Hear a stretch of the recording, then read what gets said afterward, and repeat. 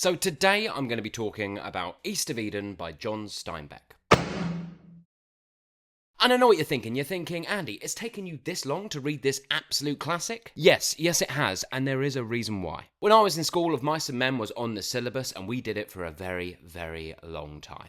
However, like anything in life, it is your introduction to that thing that does most of the heavy lifting. And unfortunately for me, when I was at school, my English teachers were absolutely useless. They were the dullest, most boring, bland human beings that had ever existed. And they absolutely ruined Of Mice and Men and made me never ever want to read any Steinbeck ever again. However, the time had come. I had just heard too many people talk about this novel. Too many people say it's an absolute smash hit. It's absolutely fantastic. It's amazing. It's incredible. People have batted around the word masterpiece. Oh yeah, a lot of people think this is the cat's pajamas, and so I had to give it a go. I had to put all my bias against John Steinbeck aside. I knew enough time had passed. Let's talk about it. First off, let's start with some of those themes. We've got free will versus fate. We have good versus evil. We've got family dynamics and sibling rivalry. We have parental legacy and inheritance. The novel is looking at identity and kind of self-understanding. We have a little bit of biblical allegory in there with the old Cain and Abel thing taking place. We have some moral ambiguity. We've got a hot slice of redemption and forgiveness. We've got some sprinklings of power and corruption. And finally, we have truth versus illusion. I know.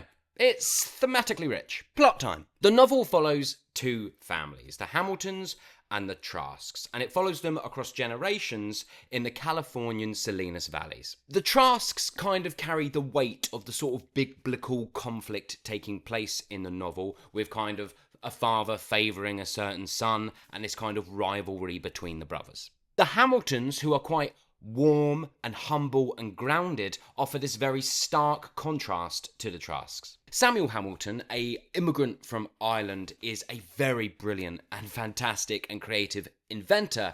However, he is just cursed to be terribly poor. I would say that Samuel is the novel's kind of emotional anchor, the emotional core of what is good in people. That not needing greed, that being rich in family and ambition.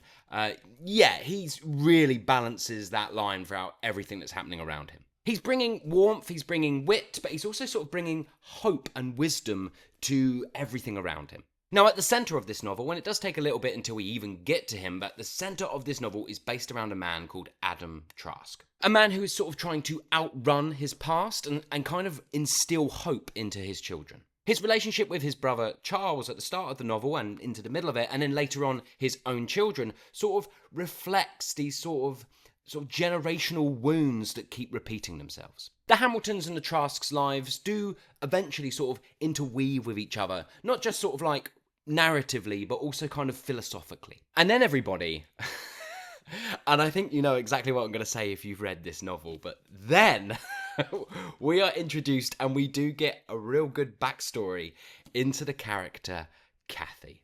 Whew, holy shit, Kathy as a character. Whoa. I did not see Kathy coming, and my lord. Kathy sort of enters the novel and really upends the world, the lives of the Trasks. Her presence in the novel really sort of opens up these questions all around kind of like, just around evil. What is, like, she's just horrible.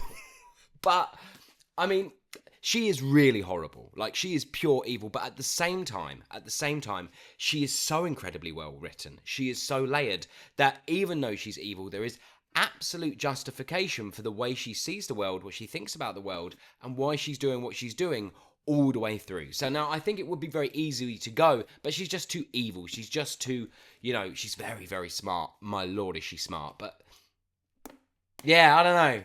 I thought she was incredible. And also, I hated her.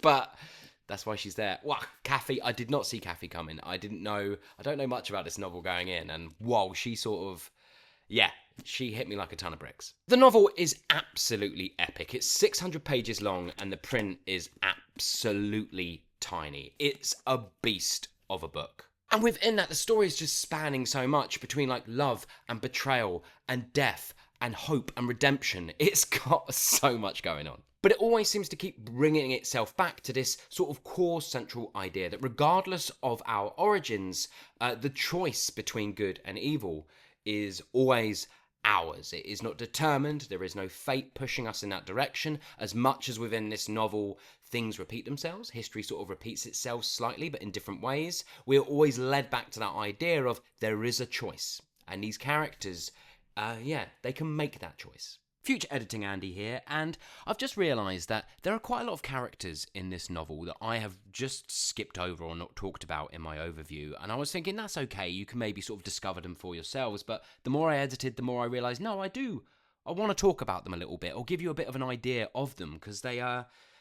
some of them are just really great characters. So first off, we have Liza Hamilton, who is Samuel's stoic, sort of God-fearing wife. She embodies discipline, restraint, and this kind of silent strength, the sort of backbone of her family. And her rigidity sort of contrasts against Samuel's idealism. After that, we have Lee, who I loved Lee. And Lee is Adam Trask's kind of servant, I suppose. And he's the sort of novel's philosopher in residence. He brings this kind of like otherworldly philosophy to everything that's happening around the Trasks, and he sort of challenges racial stereotypes deliberately. He speaks in this kind of broken English only to play into sort of America's expectations of what he should sound like, because they wouldn't be able to handle how smart he is and the way that he talks.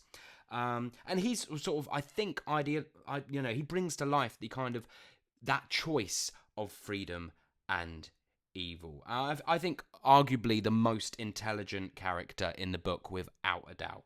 Next up, we have Charles Trask, Adam's brother, who I think I have mentioned but not gone into too much detail. He's the kind of like dark mirror of Cain. He's very violent, jealous, and incredibly emotionally complex.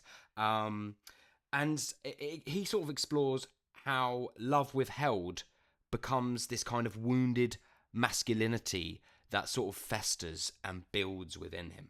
After that, we have Aaron Trask, who is Adam's son. He represents this kind of pure, idealistic, and sort of moral sort of fragility taking place. He wants the world to be much simpler than it is. He wants the world to be simple. He wants the world to be good. And he can't handle anything in the grey area. He sort of functions as this romantic ideal throughout the novel. I've got some issues with him and actually Liza that I'll talk about a little bit later on. Next up is Cal Trask, Aaron's twin. He is sort of very emotionally deep, very self-aware, and completely torn by sort of guilt. Most psychologically, I think, complex character outside of Lee and Samuel. I think, I would say as the novel progresses, he's got some layers and some depth, and he's sort of struggling between this inherited darkness that he has, and that choice between choosing the sort of right path. Next up is Abra Bacon, who is caught between the Trask brothers. Initially, she sort of idolizes Aaron for his kind of purity, but then later, as she grows up and becomes an adult and understands that the world's not as simple as it is, she sort of connects a bit more deeply with Cal. She sort of represents this kind of moral growth and emotional realism. Again, I've got sort of issues with her as a character that I'll talk about later. So there you go, that's the sort of like the secondary characters, or not really, some of them are main characters, but I just wanted to give you a little bit more information. I think that'll give you a better overview of this kind of novel and sort of where it goes. Right, let's jump back into the video. Okay, so now let's move on to what did I like and what didn't I like. What I liked. So the first thing I absolutely adored about this book is the kind of philosophical depths that it goes to. It is rich in sort of themes and philosophy, and you can just pause and think about a page, a chapter. It is so, so good in that regard. Some people may say it's a little heavy-handed in what it's trying to do, but I don't know. Nah, not for me. I thought it was great. The next thing I absolutely loved is this kind of generational layering. Now, it's like history repeats itself, but not identically. And I think that was just such a smart choice from Steinbeck. It's really interesting to see how it plays out in similar ways, but in different ways as well. Yeah, I just thought the layering of how history repeats, but also is so, so different. Yeah, it's just great. The next thing I think is absolutely genius. That's right, I'm using that word, genius, on Steinbeck's part, is his characters have this ability to feel almost like stereotypical, mythical sort of characters, but at the same time feel utterly, utterly human and grounded, and I don't know how he does it. So they felt like real, human, breathing, wonderful characters who I connected to. I loved all the characters in this. I cared about them so much. And yet they had this sort of, mythical sort of quality. I don't think I've said that anywhere near as eloquently as I wanted to, but hopefully you get what I mean. I really like the biblical stuff in this because it's not preachy.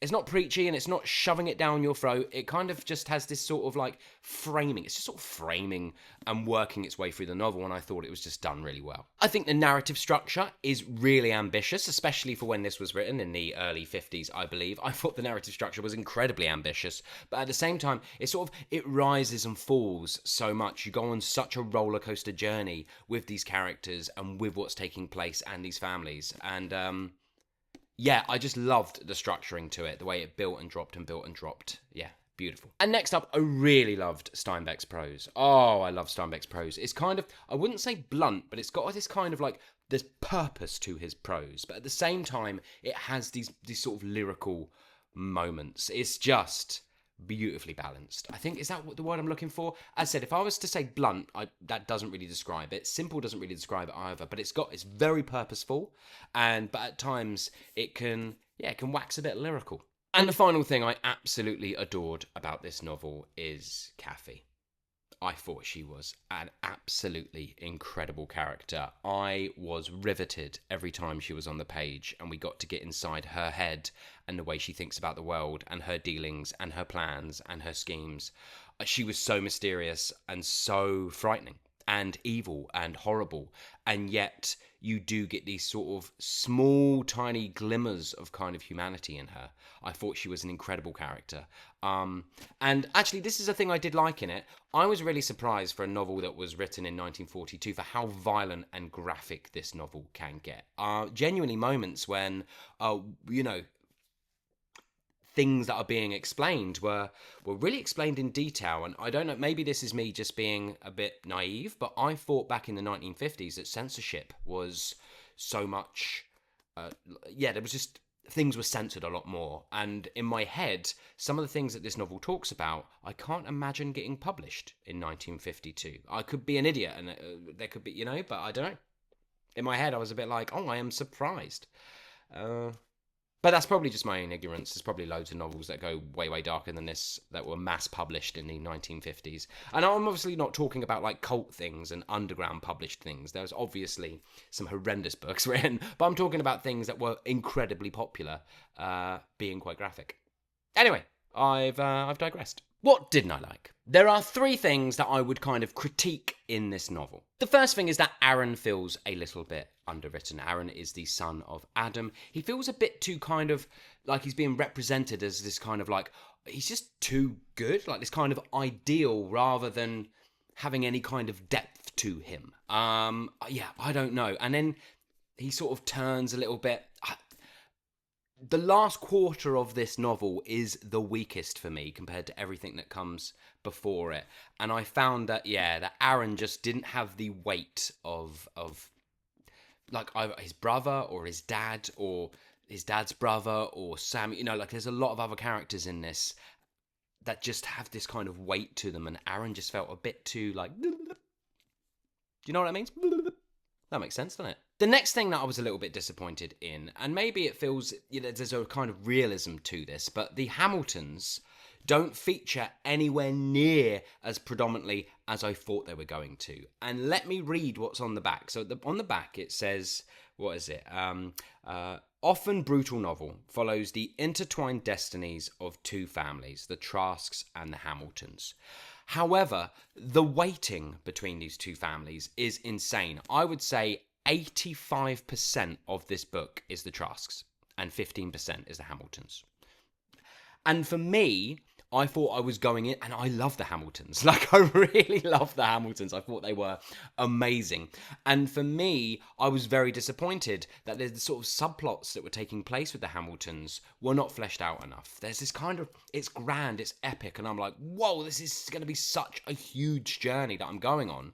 And the Hamilton elements just felt like, other than Samuel, and a few little moments were just far more underdeveloped compared to the Trasks. And the next thing I didn't like, and we have to, when I go into this one, I want you to ignore sort of everything I've said about Kathy, because Kathy is amazing. Like, she is an incredible female character who I was incredibly engaged by. However, the other female characters are severely underwritten. Even compared to Aaron, they are really underwritten. So I'm going to give a couple of examples here. So we have like Liza Hamilton, Samuel's wife, and we do get a good amount of detail about her. I did feel like I got to know her and know what she sort of like stood for. This kind of like pious, moralistic kind of character who is strong-willed and sort of protects the family. However, being honest, narratively, she's just kind of static. For me, I could go back and maybe discover something, but from what I can think about, she felt very static. She felt very underutilized. My next example would be Abra, who is the sort of the center female character within the second generation of children. Within Cal and Aaron, she is involved in that sort of like with that side of the family and that generation. And she's described as pretty and warm-hearted and kind and full of hope. But that's all she seems to represent. Within the world, she seems to be sort of placed into the center of Cal and Aaron to sort of help represent their kind of depth and their issues and their grasp at humanity and what they want to be and what choices they're making, rather than having her own sort of identity within the choices that she wants to make. And again, like you do get to know her. It's not like she's like given no time on the page, a bit like Liza, but just I felt like she just felt like a bit of a placeholder there to represent things in the men, as opposed to, really getting a bit of depth and a bit of meat on the bones. So, but that's it for all of my dislikes. So to wrap up, which I think is impossible, even though I've got some very clear flaws in this novel, no novel is perfect. However, I think I have to take into account that I am reading this novel in 2025, and it was written in the early 1950s. And it's absolutely blown me away. It's absolutely blown me away. It is, I loved some of these characters. I proper loved them. And I grew so attached to them. And it's a multi-generational epic that is just so well handled pretty much all the way through, except for a few minor errors. So I think I would be a bit of a dick not to give this 5 stars. So I am going to give this 5 stars. However, my issues with it do still stand. But, bloody hell. It was really good. It will be on my list of best novels ever written, best novels I've ever read. It's on that list if I ever get round to doing a top 20. And it would have to be a top 20 because there's too many genres that I love to sort of cover things. This will be in the top 20 regardless. Along with The Whale and Stoner are the only other ones that come to my head right now. But anyway, what a book. So have you read East of Eden by John Steinbeck? And if so, what did you think about it? Did you love it? Did you hate it? Please let me know in the comments below. As always, I hope you're well. I hope you're enjoying whatever you might be reading. It might be a little while before I put up another review because I'm off to Glastonbury Festival next week. My company perform there every year. So it might be a couple of weeks until I'm able to get another video out. But anyway, have a good one, everybody, and I'll see you on the next one.